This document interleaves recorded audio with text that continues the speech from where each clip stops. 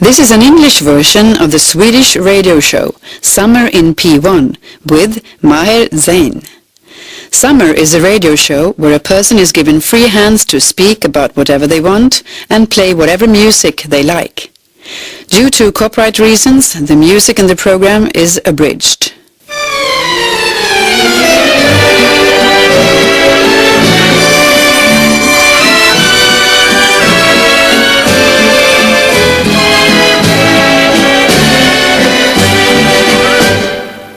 There was a knock at the door, a quick, anxious knocking. I opened it and one of my friends was standing there. "There's a gang fight happening," he said. "We have to go out and fight." I was 14 years old, and even though I tried to be a tough guy, inside I was scared to death that I wouldn't be accepted by the older, tougher guys. Maybe I just didn't want to say no. This kind of planned gang fight where you decide beforehand on a time and a place to fight wasn't something I actually wanted to do, but it was my chance to be accepted properly. So I put on my bomber jacket and hit a metal bar in the arm. My mom and dad saw nothing, knew nothing. We traveled all the way from Södertälje, where I used to live, to somewhere in Stockholm where the gangs were going to meet and fight. There I met some guys who were on our side, and if I'd been scared before, I became absolutely terrified when I saw what they had with them. Knives, chains, knuckle dusters. I was so afraid and nervous that I almost threw up. But of course I couldn't show it. To be accepted, you have to be there when you need it. So we waited and waited and waited. But we were lucky. The other gang never turned up for some reason. Inside I was glad, but of course I couldn't let the others know. We returned home to Södertälje and to the local youth club. But although I was happy there hadn't been a gang fight, I couldn't shake off the disappointment that I hadn't had the chance to show what I was made of. At the youth club we sat down and relaxed, me and my friends. Suddenly I spotted some guys who attacked me on a bus a few days ago. I was completely alone and was going to get off at a bus stop when suddenly, when I was about to get off, one pushed me. Inside I was so upset and angry, but I couldn't do anything. There were more of them, and they were older than me. There was nothing I could do. Not then. But now I saw the same guys at the youth club, and this time I wasn't alone. I had backup. And I still had the metal bar in the arm of my jacket. They sensed what was going on. This time they were the underdogs. So they tried to get away through the back door of the youth club. But we were one step ahead of them and ran to the back and met them there. I went forward and started taunting them. "Do you remember me?" And I started pushing the guy who stood nearest. "Remember when you pushed me off the bus?"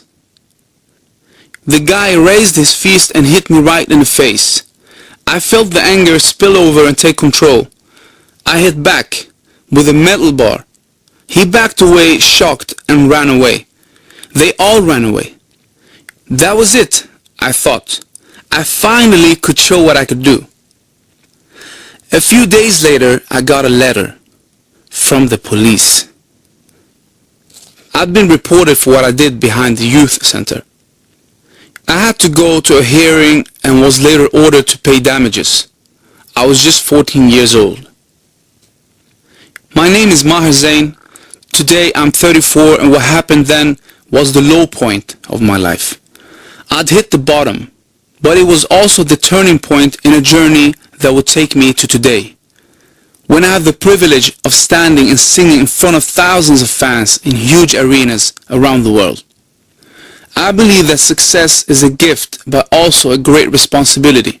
Rabat, Morocco, summer 2015. Maher Zain Festival is one of the world's largest music festivals, and this year you can see artists such as Jennifer Lopez, Avicii, Usher and Pharrell Williams. And me. I'm standing backstage, ready to go on, feeling the build-up just as I'm about to go on stage. I'm not especially nervous. It's more the feeling that I never thought this would happen. The presenter shouts, "Please welcome Maher Zain!" And I go out on stage to the cheers of 50,000 people in the audience. The band starts up the first song, Always Be There, but I hardly need to sing. The audience knows every word and sing with me. I look out over the ocean of people and see many banners. We love you, Maher. Maher's the best. It's written on some of them. I have to say that it's a fantastic feeling, difficult to explain to someone who hasn't experienced it. My biggest audience are in Malaysia, Morocco, Indonesia, Tunisia, Turkey and other countries. When I'm on tour in these countries or doing publicity work, it's completely crazy. I get recognized all the time. Fans stand and wait at the airport and scream when they see me. When I leave the hotel, I constantly have to write autographs and pose for photos. That thing with people taking photos of you. Sometimes they photograph me without saying anything, as if I was a statue. When I'm in these countries, I don't have to worry about logistics. Other people sort it out for me. I get collected at the airport by a private chauffeur. My bags are collected for me. I just go along with it. But after the tours, I fly back home to Sweden, and at Arlanda airport, a tired inspector sits and casts a half an eye over my passport, waves me on. I stand with the rest of the travelers at the baggage belt, wait patiently for my bag, lift it off and move on. Nobody's standing and waiting for me when I come out into the arrivals hall. My wife and children stopped coming to meet me long ago. They're so used to me going away all the time. They'd rather stay at home and chill out and let me come home by myself. Sometimes I collect my own car from the parking at the airport, and sometimes I take the train to the Stockholm suburb where I live. No one recognizes me. The contrast between the countries where I have my audience and Sweden where I live could not be greater. Here in Sweden I'm more or less completely unknown. Maher who? And perhaps the whole description I just gave of coming home to Sweden after a tour seems remarkable, maybe even tragic. Not at all. I love having it like this. It's the best way for me to keep my feet on the ground. Not being famous in Sweden is wonderful. I can go out and collect my kids from kindergarten, and I'm just another parent. I can go to the shop in a faded t-shirt and buy milk. I can fill up my car at the gas station and I'm completely anonymous. I really like it. I guess it's because I'm the kind of person who doesn't like to be seen or to be in focus. It might sound very strange, but I'm convinced that my career and my musical success aren't about me. They're about something bigger than that, and I don't take my stardom and success for granted. Why should I, for example, have the privilege of standing on stage in front of 50,000 screaming fans when others are in the middle of a burning war with bombs falling all around?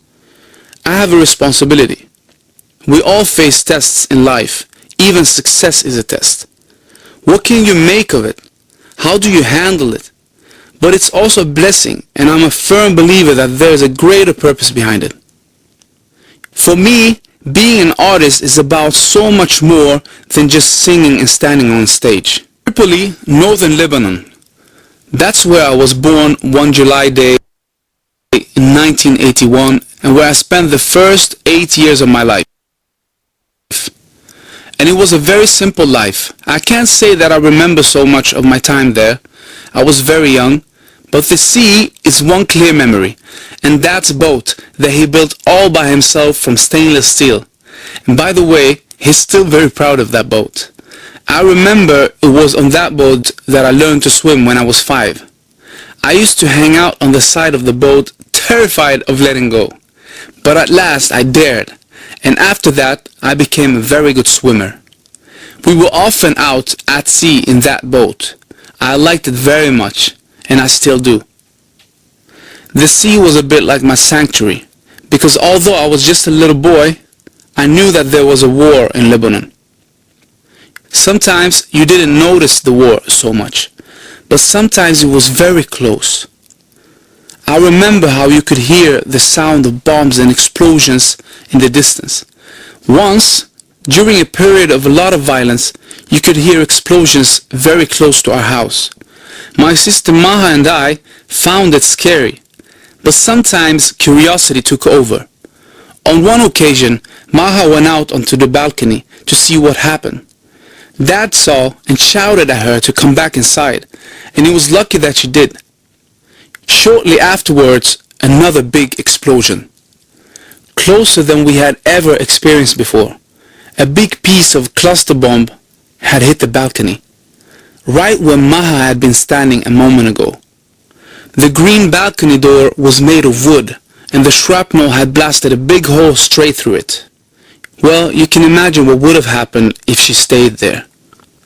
The hole in the door is still there today. In my parents' light green Mercedes, there were always pillows, blankets, and spare clothes ready. As soon as the bombing escalated and came closer, Mom and Dad put us children into the car and drove up to Kafraya, an area up in the mountains where we used to flee for shelter. But even though we were protected from the bombs, it was hardly a safe place to be. Once, my little brother Adib, who was 8 months old, fell and hit his head so badly that he got a big cut. It was bleeding. He was screaming, and it was clear it needed to be stitched up, and quickly. But there was no hospital in Kafraya that was safe to go to. It must have been a terrible situation for my parents, to see their child badly hurt and not be able to do anything about it, to see him cry and be completely helpless. Thankfully, the situation was solved. We got help on the spot from a qualified doctor. But that was the last time we went to Kafraya. The situation was unsustainable. Mom and Dad realized that we couldn't stay in Lebanon any longer. It had become too dangerous, and they decided to leave the country.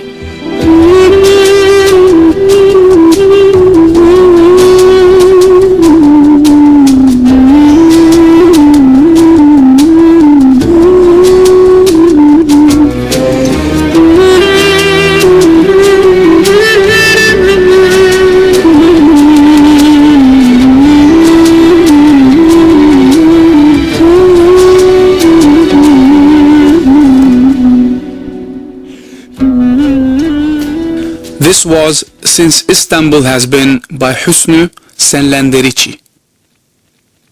I was just 8 when my parents decided to escape from war-torn Lebanon. The first step for them was to get in contact with someone who could help them get a visa. It was through that contact that my parents heard about Sweden. Of course, they knew Sweden existed, and for example that it was really cold, but they didn't know much more. So it was a big step to choose to flee there. Were they really prepared to leave everything and travel to a completely foreign country? Moreover, they didn't know if they could trust the man who would organize the visa. But they had no choice. This was a matter of family safety.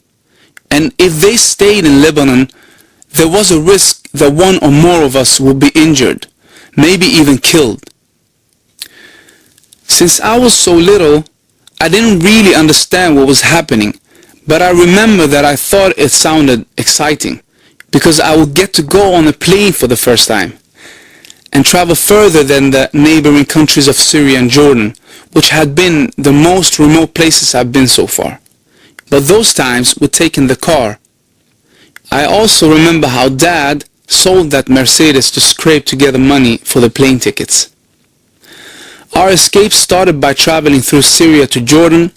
Once we were in Jordan, we bought our visas and boarded a plane to Paris.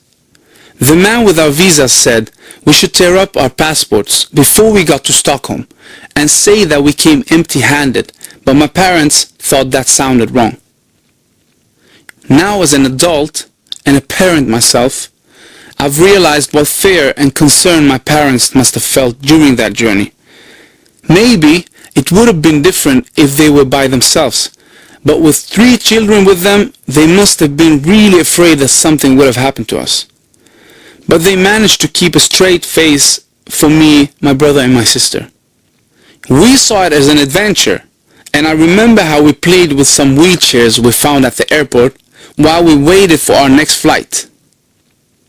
We flew on from Paris to Stockholm, but At Arlanda airport, it all came to a stop. "This is a fake visa," said the police, and took Dad in for questioning. That was the most nervous moment of the whole journey. What would happen if we weren't allowed in? I cannot imagine the pressure my father must have felt when he sat in the interrogation room. The thought that we might have to turn round and travel straight back must have been awful. I remember that we waited with Mom outside during the entire questioning, and she was very nervous. But after 7 hours of anxious waiting, we got an answer. The police believed our story about escaping from the war in Lebanon. They felt that Mom and Dad had been honest, and finally we were allowed into our new homeland, Sweden. Björn Afzelius' song, Sång till friheten, which means a song to freedom, reminds me clearly of my early time in Sweden. My interest in music started early. My dad was a singer and sometimes sang at weddings while we were still in Lebanon. I was around 5 years old and sometimes went along, and I remember how I loved standing at the front near the musicians and watching. I was most fascinated by the keyboard player. What kind of noises were those coming from the instrument? What kind of buttons was the man pressing to make them?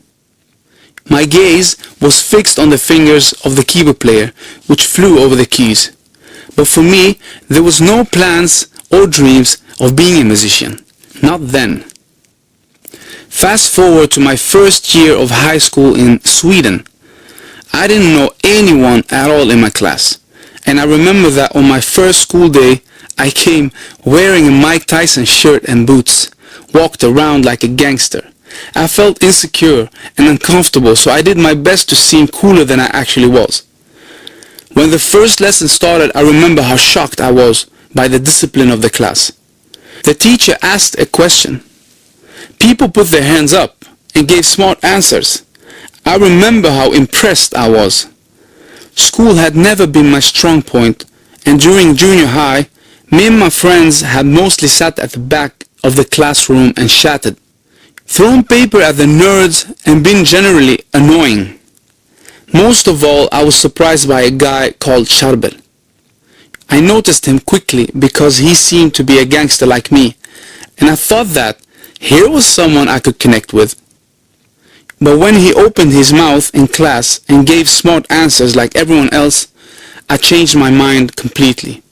I wanted to give smart answers and be that clever too. I realized that if I wanted to get anywhere, I needed to engage myself in school in a way I'd never done before. Something I think of now as an adult is that all the nerds I looked down at then, their hard work paid off and they've reached their goals, and I truly respect that.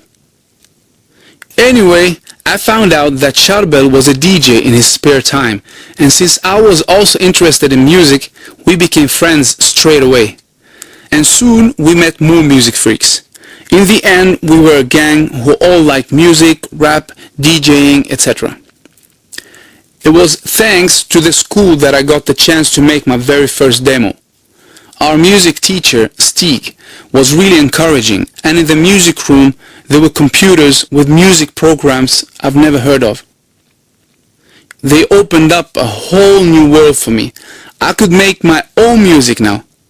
The first demo was a song called Painless Warrior, which I wrote with another music freak called Keba Garba.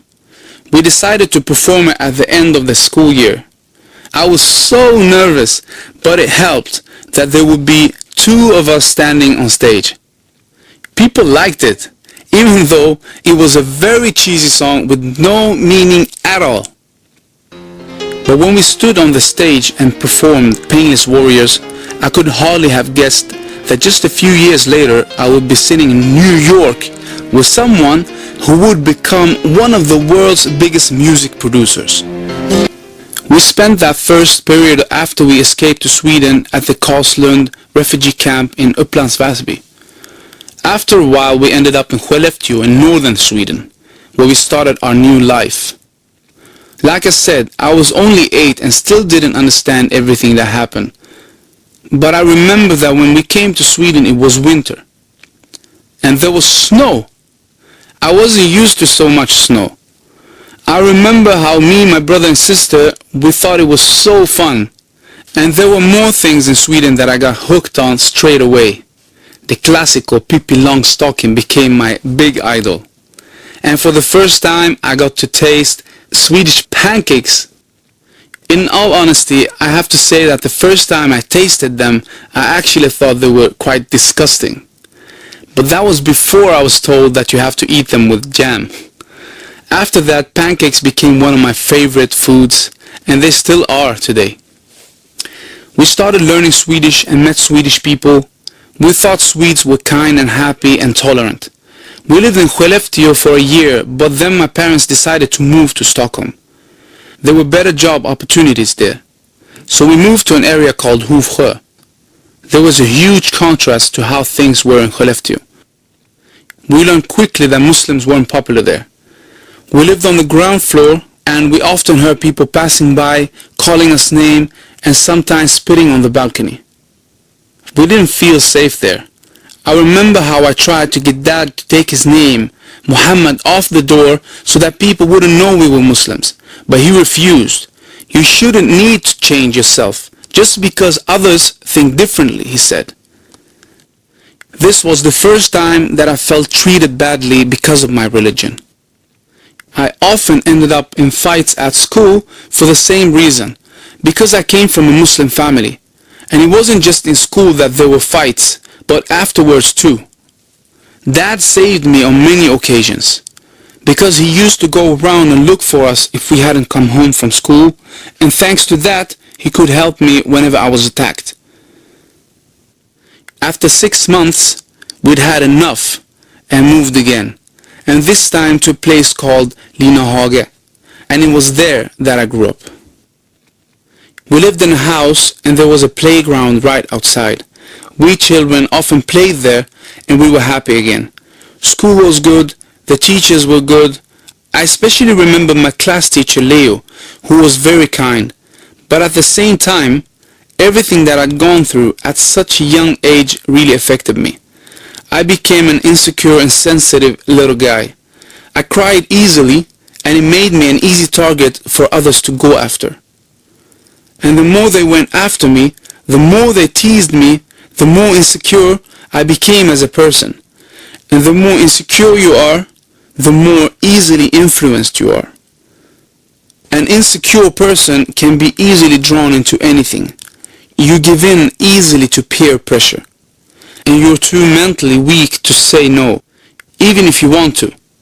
You think, I want to be like that too, dress like that. I want everyone to follow me and look up to me too. And that's where it started to go wrong for me. The insecurity made me a troubled boy. And everything just escalated until the day when I hit that guy with a metal bar. I was sentenced and got a contact person who would support me. He was called Thomas.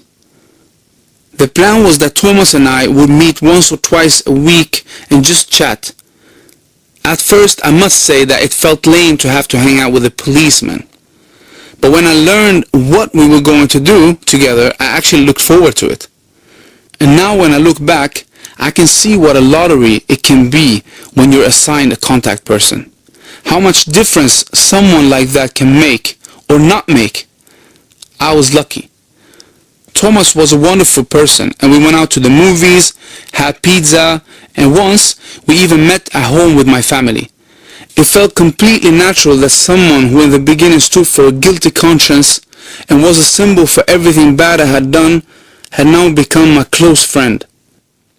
One day he said to me, "Maher, you're not a bad person who needs someone to monitor you. What you need is good company." And with those words, he really affected me. Because I was like a chameleon. If I was with good people, I became a good person.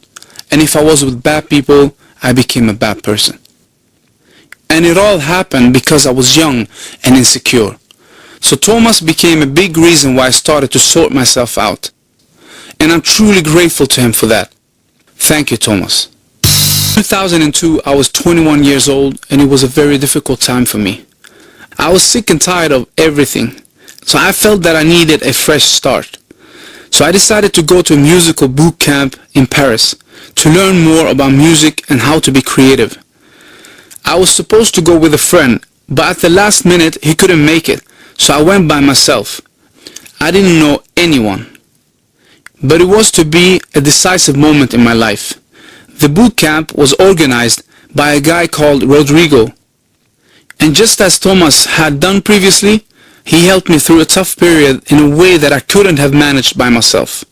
He believed in me and made me feel like music really was my thing. A while after I came home from Paris, I got a text from Rodrigo. He wondered if I was interested in meeting a producer who needed an assistant. Yeah, why not, I replied. I got an address for a studio in Stockholm, and I went there the next day. I had no idea who the producer was, but knew that he was called Nadir Khayat, and as a producer he called himself Red One. We clicked straight away, and I got the job. I still didn't think anything more of it than that it would be fun to spend some time in a proper studio. But after a while I began to understand that this wasn't just any studio, and Red One wasn't just any producer. His laptop was open, and his screensaver showed a lot of pictures of the artists that he'd worked with. Usher, Darin, and other big artists. And when I heard them discussing in the studio which of their songs would suit artists like Beyoncé and Shakira and others, I understood that this was big, really big. Me and Red One, or Nadde, as I know him, worked really well together and we became friends. His talent and gift for creating a fantastic atmosphere in the studio became the best musical education I could get, learning straight from the master. After a while, Nadde got an invitation to work with Shakira ahead of the Football World Cup, and he believed that this could be his breakthrough and that he needed to move to the US. He asked me if I wanted to come with him, and of course I didn't hesitate for a second. Not long ago I was rapping my first songs at school, and now I was on the way to the USA with Red One. It had gone quickly, and I was loving every second of it. My time in the USA was fantastic to begin with. I met artists, musicians, producers, big shots in the industry, big names, and just being in New York, wow, I'd never been there. And the city was something I've only seen on TV. And everything was just how I expected. Everything was so nice. Red One's big breakthrough would come after he produced the whole of Cat DeLuna's album. Then he collaborated with Akon, Michael Jackson, Enrique Iglesias, and of course Lady Gaga. And as you might know, Red One was the architect of her success. But after a while, I started to feel like something was nagging. Something felt wrong. There was something in the atmosphere, and I recognized my reaction from my teenage years back home in Sweden and the friends I used to hang out with then. They smoked and drank a lot, but something held me back from that, despite a lot of peer pressure.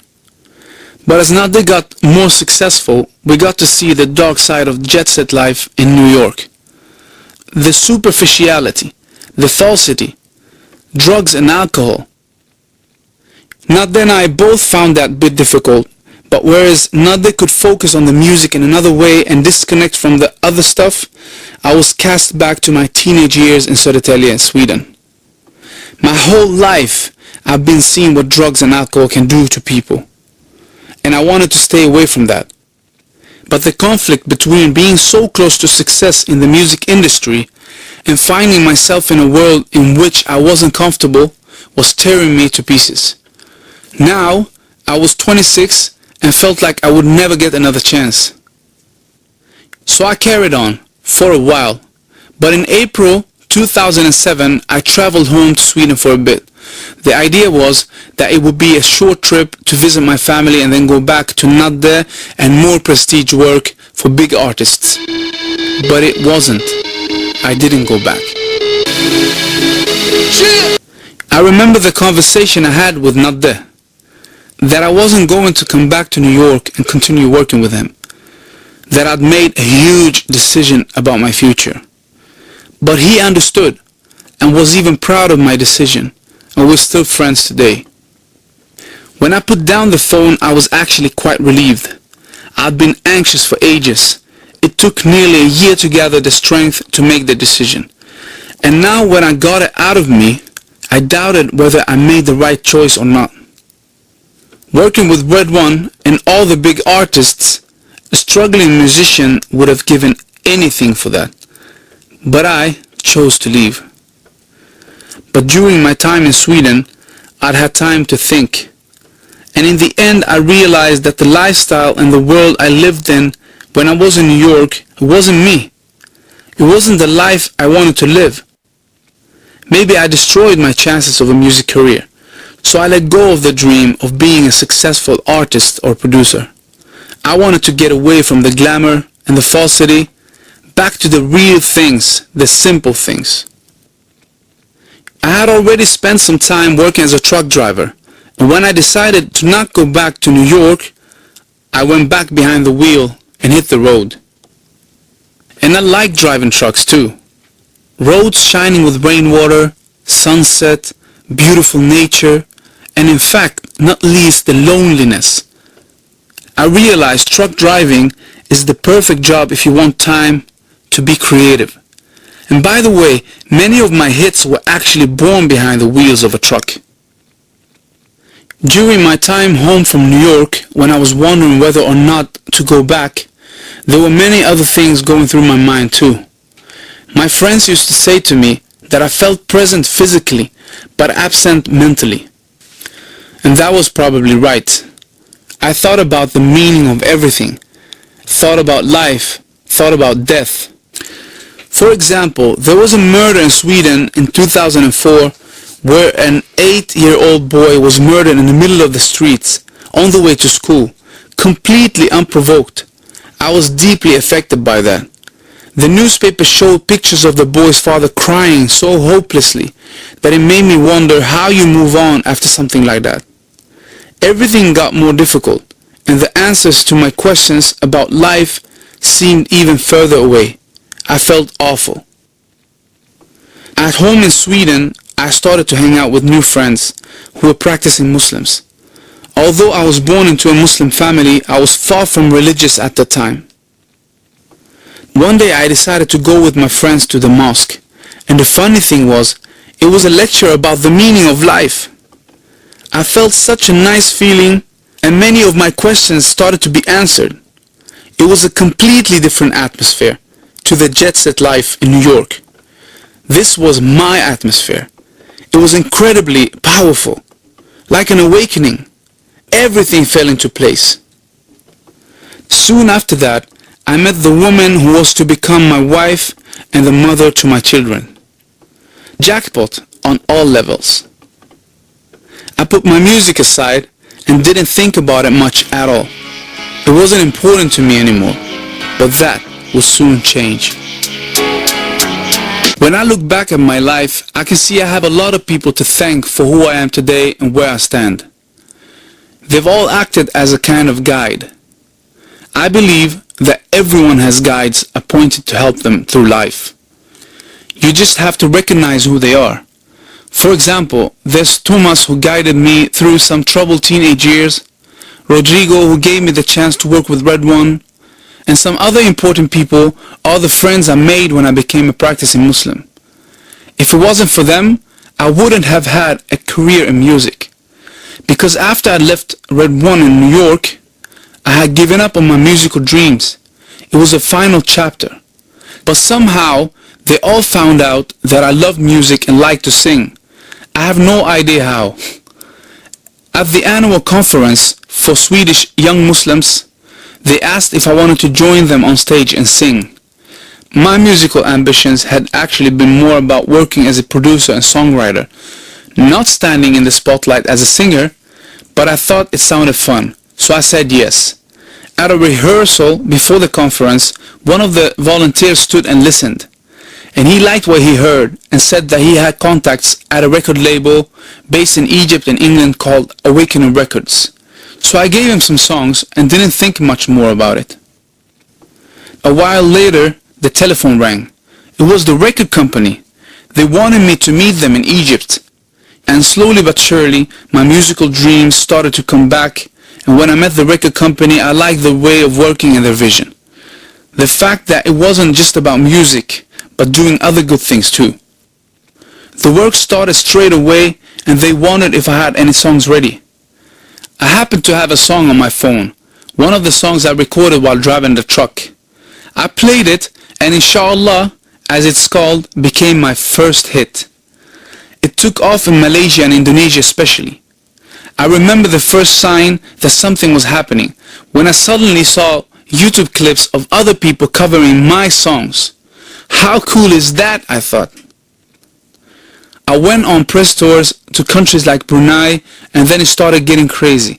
Radio, TV, interviews, fans shouting at the airport, and I got to stay at royal palaces. Of course I'd known before I went that my music was popular, but not that popular. Everything had gone really quickly. The press tour went on to Malaysia, and the hysteria continued. But now it started to get too much. I was not used to this kind of attention, and I found it difficult, and still I find it difficult. And that was why I wanted to work behind the scenes as a music producer. I like to be anonymous. However, this was very different from the world of celebrity I'd seen in New York. Drugs and alcohol are not permitted in Islam, so it was never around me. People were quite simply more like me. It was nice and comfortable to be in that environment. It was also good that the success came when I was older. If I had the same success as a teenager, when I wanted to be a celebrity, I definitely would have flipped. Somewhere on the way I started wondering, if there wasn't a bigger meaning behind it all, why me? When there are thousands of struggling artists fighting so hard to achieve success, and I can have it all without having to try, I started to feel like it was about so much more than my own career. When you see how a handful of followers on Facebook becomes 300,000, then 1 million, and today 26 million. 26 million is a crazy number. Of course, it's partly a figure showing how many people are interested in my music, and I'm proud of that. But at the same time, I feel a great responsibility. These are people who look up to me, in the same way as I looked up to the older guys when I was a teenager. I wanted to look like them.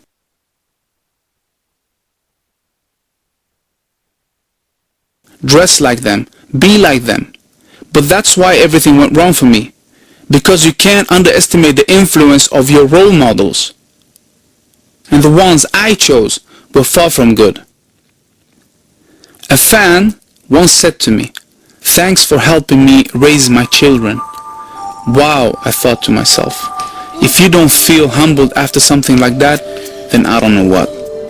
One of the most important things I want to use my success for is to counter the damaged image of Islam and of Muslims that is growing more and more over the world. Not least as a Muslim in the Western world, I can feel those vibes. It's often unease and sometimes all-out hatred. I think it's a shame that many people get a picture of Islam from what they see on TV and hear on the news. I would rather that people met face to face and talk to each other. It's by meeting each other that people start to understand one another, not through the media. We Muslims are just like everyone else. We eat, we drink, we feel, we love, we sleep. Of course, we're not all terrorists. But as I usually say, if there's 1,000 people in front of you, and one of them shouts and behaves badly, that's the one that usually gets all the attention. But that person doesn't represent the other 999. Sometimes I get asked why I think terrorism exists. I have no answer to that. Islam is a lifestyle that is included in every part of your life, and the important thing is to understand the whole picture. And for that, you need the help of someone who has the knowledge. You can draw a comparison. If the engine in your car breaks down, you take it to a mechanic. If you have a toothache, you go to a dentist. It's not something you fix yourself. It's the same with the Quran. You don't interpret it yourself. You do it with the help of an educated and qualified imam who supports you, guides you, and shows you the true meaning of the Quran. But making your own interpretation or taking parts of the Quran out of context, that's wrong. And that applies both to those who criticize Islam and those who commit crimes in the name of Islam. Sometimes I wonder why there have to be so many wars in the world. Why can't we just understand and respect each other's differences? Does that sound impossible? I don't think so. I usually think like this: if one day Earth is invaded by aliens, all our internal conflicts would be forgotten in a second and put aside. We would fight back together as a united planet. So how hard can it be? 5 years ago, I had a chance meeting with the guy from the fight at the youth club when I was 14. We hadn't seen each other since then, so it felt odd to stand face to face with him. But again, I believe that everything that happens and everyone we meet are puzzle pieces in the big picture. And it feels like there was a purpose behind our meeting then and there. Because the last time we had met, 15 years ago, I was at the bottom. Now my life had turned around in every way, and then he turned up again. I don't think it was by chance. I apologized for what had happened behind the youth club, and so did he. We both realized that we were young and didn't know better. It was a big relief to talk to him about what happened. He looked well, and somewhere I felt that this moment was a bookend to that part of my life that could have gone so wrong. I think the reason for our meeting was to remind me how I'd managed to turn things around for the better. And that's something I'm really proud of. This was the English version of the Swedish radio show Sommar in P1 with Maher Zain.